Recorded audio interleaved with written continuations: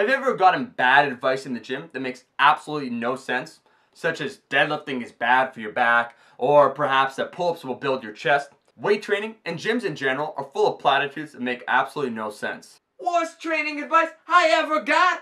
Read a book. How the fuck is reading a book gonna help me bicep curl more weight? I'm here to prevent you from getting some stupid advice. I think there are certain systems and rules that we can establish, good general guidelines for you to follow in order to get more results. Here are some rules based around some smart assessment systems to help you maximize that performance, build more muscle, maybe get leaner, and a hell of a lot stronger. 1. Train only when you're focused. When you're losing focus and you're working out, you're just wasting time.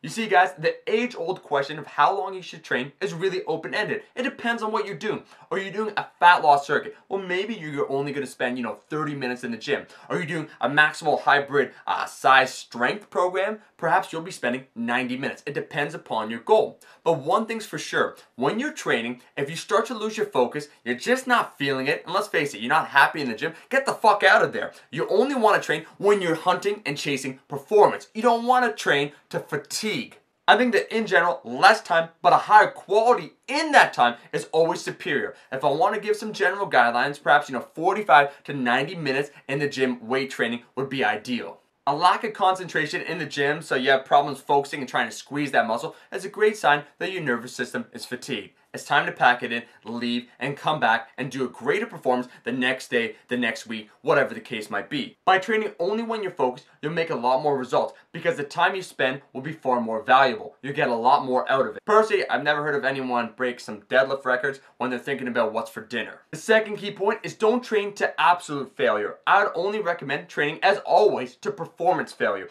This is something I've been saying since I've been making videos since 2009. If you don't train to failure, you'll look like a failure.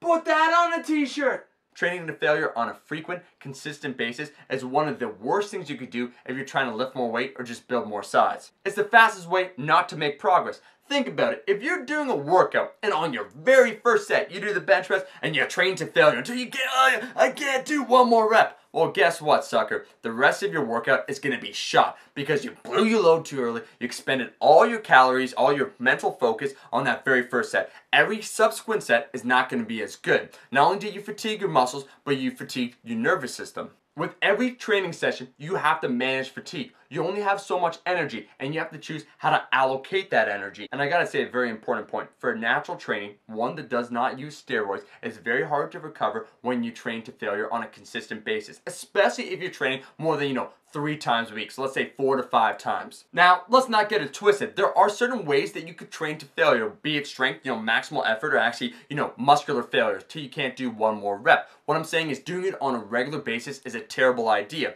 Arnold talked a lot of shit, and one of the things that I think is absolute bogus is that training to failure is necessary. Instead of training to absolute failure, you should train to performance failure until, your reps start looking slower, your form starts breaking down. That's the cutoff point. 2 smart rules while training.